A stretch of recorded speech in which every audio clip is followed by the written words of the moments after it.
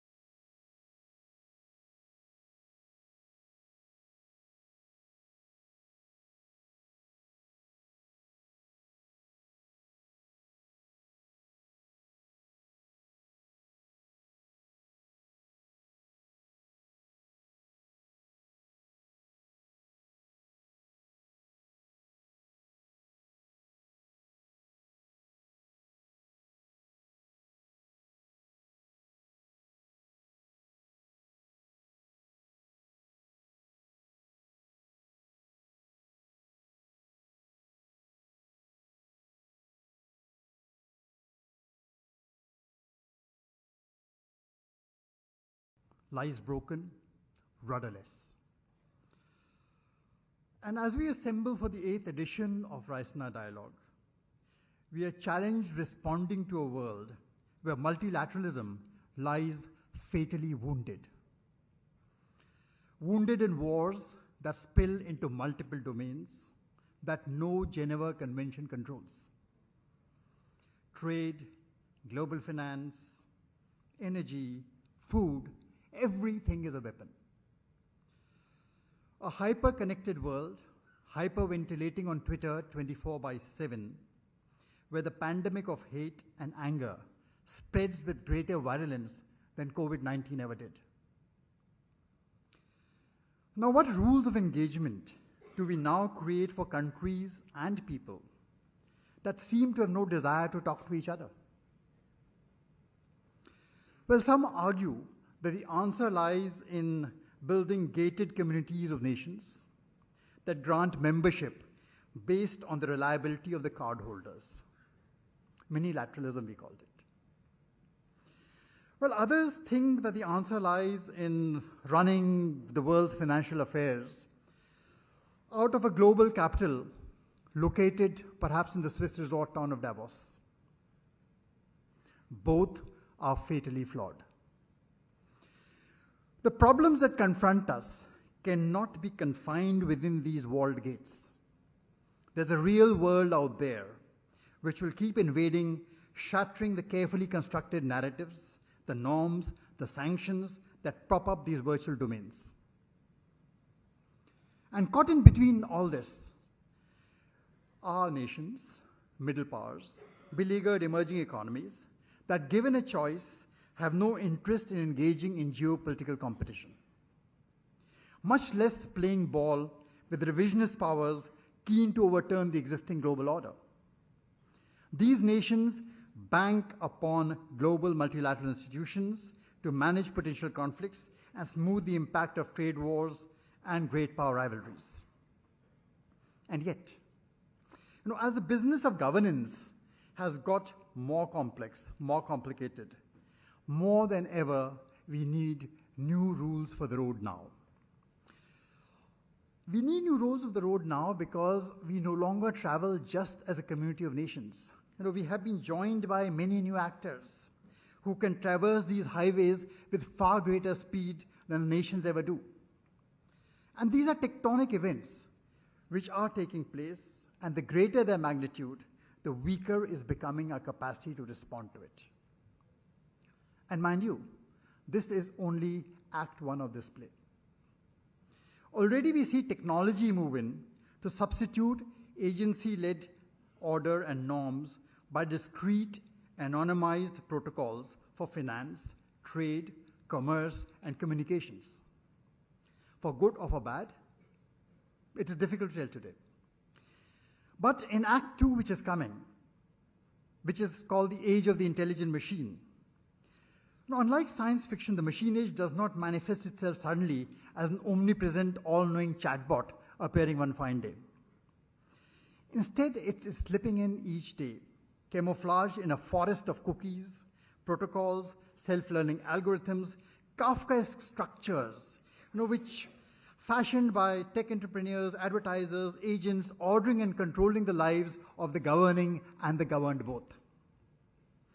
The question is how democratic or how intrusive these are going to be, and that is a question which is going to keep on haunting us. And we can be sure that in the days ahead, the negotiations and the confrontations to settle these structures are going to be very intense. So the Raisina Dialogue 2023, today we are holding it as India takes charge of the G20, and a year that promises to be more than the ordinary. This forum comes at a time when many of us in Delhi believe that we have the ability to incubate conversations where many of these posers must be responded to. Our hope is that the Raisina Dialogue becomes one of the most influential of these platforms during India's presidency, a forum where each one of us in these troubled, tempestuous times contributes to the quest for answers and becomes part of the lighthouse that guides the ship back safely to shore. Thank you. And with that, I would like to invite Her Excellency Giorgia Meloni to deliver a keynote address. Over to you, ma'am.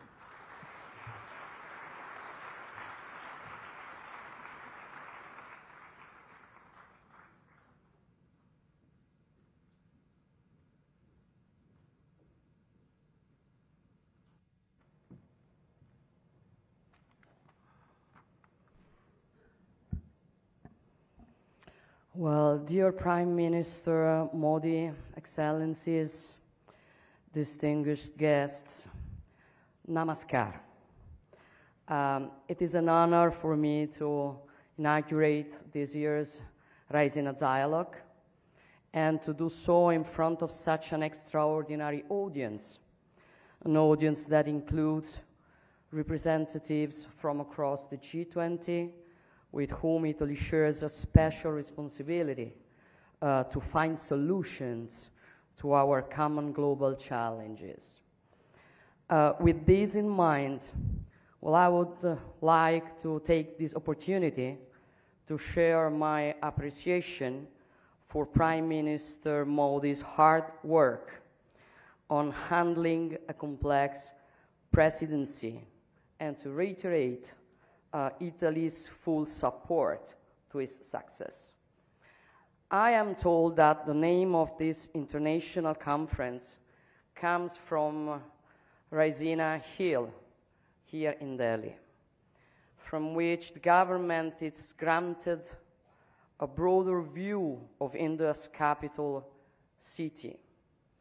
In troubled times like today, this is, I think, a fitting metaphor of the vision that we as leaders, thinkers, civil servants need to adopt.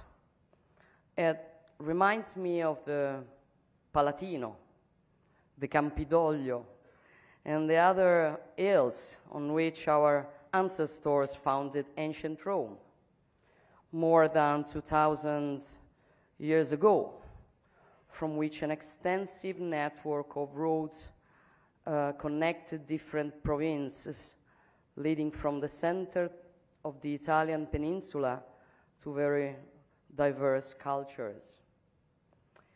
And I think that it is also the way we need of doing politics today.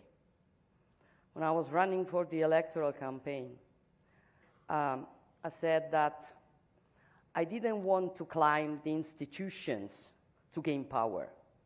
I wanted to climb the institution, for it is the only way that you can have a better view of what is happening and give best solutions. And that is exactly what I see today. As we look at events around us, our identity shapes our field of vision, both as individuals and as nations. Identity is shaped deeply by geography, and at the same time, our thoughts could be shaped by provocation. Here I would like to try to interpret in a positive way the very interesting question posed by the organizers of this conference. And I will start from the word provocation, which could certainly be considered as an affront to our sensitivities, but also as a spur to think in a different way. A challenge to accept the challenges of uncertainty and turbulence. For nothing is more certain than the uncertainty of our historic times. This is definitely the era of uncertainty, and at the same time, a period of unprecedented turbulence. We are in a tempest, and we need to stand tall in considering our common challenges. We need to stand on the hill to take a deep breath and see our lands and seas and their problems in a more enlightened way. We need a lighthouse in the storm. That is why opportunities like the Raisina dialogue are so precious in times of accelerated and confusing events, which risk to be governed only with superficial thoughts and hasty actions.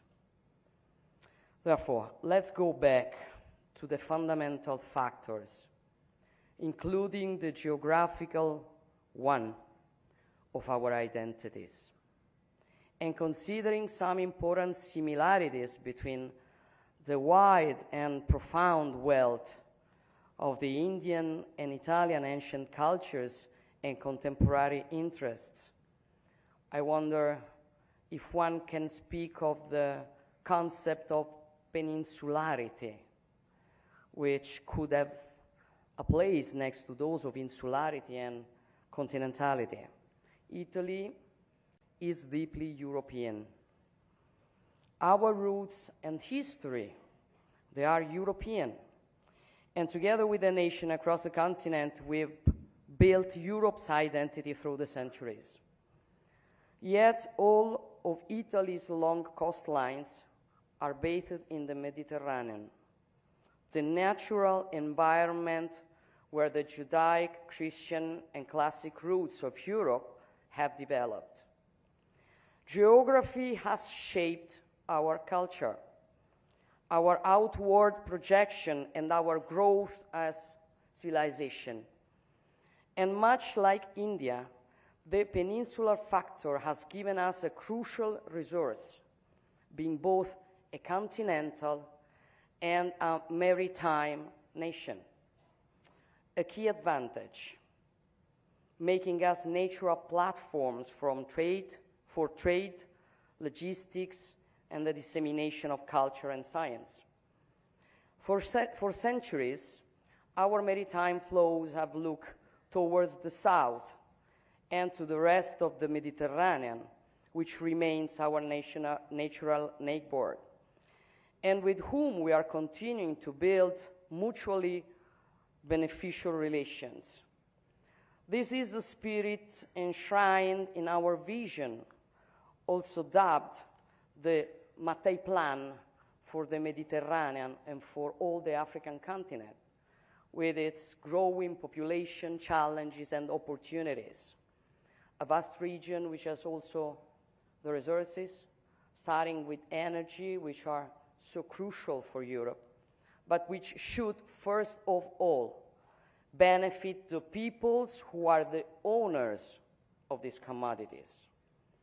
Our objectives are simple: ensuring prosperity, peace, and lasting friendship through collaboration on an equal footing.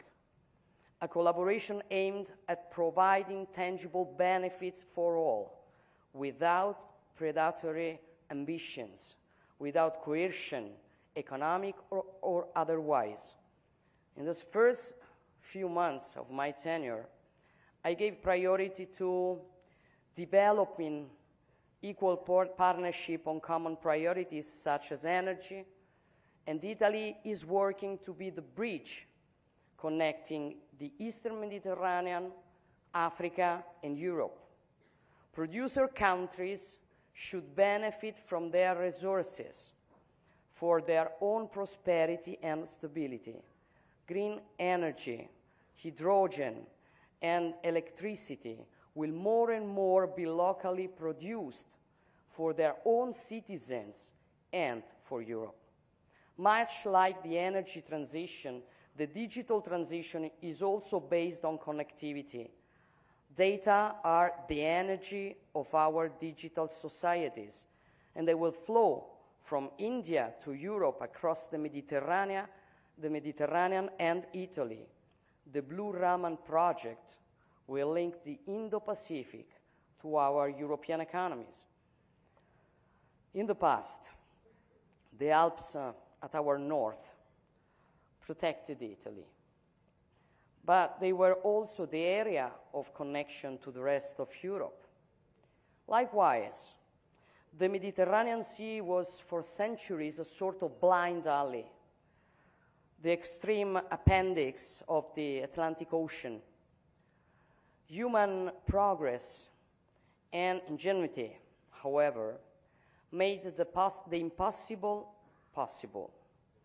A change in geography, a passage from the Mediterranean to the Indo-Pacific through the Suez Canal. Today, the Mediterranean is really the sea in the middle, the basin which stands between the two major maritime spaces of the globe, the Atlantic and the Indo-Pacific. Italy, with its peninsula, which lies in the very center of the Mediterranean Sea, continues to be in every way a fully integrated part of the Euro-Atlantic community and of the cultural and political West, but it is more and more projected towards the Indo-Pacific, regaining the history of our maritime republics and of Marco Polo, especially after the opening of the Suez Canal. The laws of physics, starting with the communicating vessels, are those of trade. The impact of such a shift are hard to exaggerate.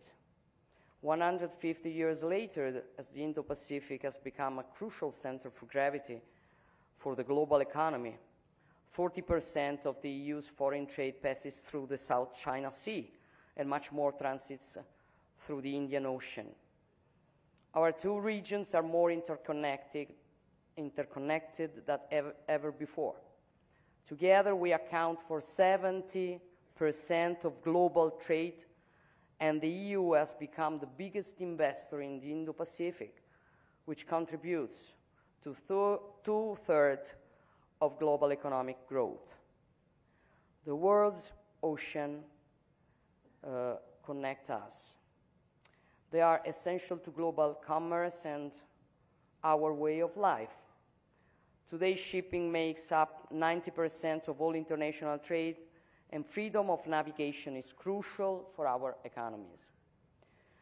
Global interconnection has enabled our economies to cooperate and flourish, but it comes at a cost, especially in times of turbulence within the international community. What happens in Europe affects the Indo-Pacific in ways it would not have in the past. And what happens in the Indo-Pacific has direct repercussions in Europe. This is not a surprise. This is not a black swan. It is rather a gray rhino we should have seen. And it is something we need to keep in mind as we move forward. This implies a new approach on how we work together. We need to see the world through progressive lens, to focus with the same level of attention on both long and short-term dynamics. We face a war of aggression which brings us back to the tragedies of the 20th century, but at the same time we need to have the necessary vision to be prepared for the challenges of the 21st century. The COVID-19 pandemic shook the foundation of international trade and mobility, exposed profound weaknesses in the resilience of global supply chains and in globalization as we knew it. They said we could solve every problem with free trade. We were going to have democracy and richness for everybody. It wasn't like that. And we have to face what we were wrong in. As we worked to overcome these challenges, recover from the pandemic's devastating impact, and restore global trade flows, the Russian war of aggression against Ukraine disrupt global energy prices, endangered food security, and sent waves of inflation across the world to the detriment of the most vulnerable, especially in the global south. And it also put at risk global stability, peace, security, which depend on a predictable, rule-based international order. Just 1 year ago, we were poised to face the challenges of the 21st century, which were eradicating poverty, addressing climate change, managing the impacts of digitalization on information flows and on daily life in our societies, handling the advent of new technologies such as quantum computing and artificial intelligence. However, the events of February 24th last year brought us back to the worst of the 20th century. I was in Kyiv last week. I witnessed the hard reality on the ground and felt the strength of the Ukrainians' national spirit among the destruction. The war is a war in Europe, distant geographically from many other parts of the world, which in many cases are facing their own hardships closer at hand. This should not, however, overshadow the relevance of what is at stake. The Russian attack is not simply an act of war or a localized conflict. It is an act against the territorial integrity of a sovereign nation in violation of the fundamental principle of the global order that enables the international community to thrive. And we cannot allow the very foundations of international law to be threatened, without which only military force would be taken into account, and every state in the world would risk being invaded by its neighbor.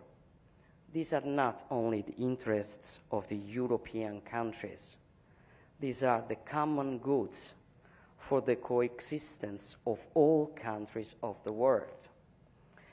We cannot sit idly in the face of this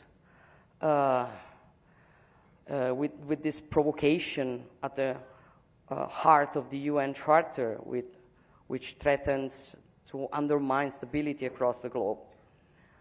And we cannot allow the law of the strongest to overcome the strength of law. I know that there are many. The world's problems are also its own. And perhaps until the past few years, our geopolitical stance has been less vocal than it could have been. This is no longer the case. And initiatives such as the EU strategy for the Indo-Pacific demonstrate that our views have indeed broadened. Regional affairs rapidly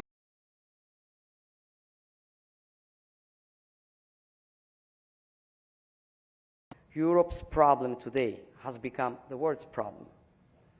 Italy and India share a profound conviction that only the rule of law can allow humanity to prosper and develop in balance and harmony. As forward-looking countries with rich cultures dating back millennia, we have a common human-centric vision in which democracy, science, peace, prosperity go hand in hand. The relationship between artificial intelligence and ethics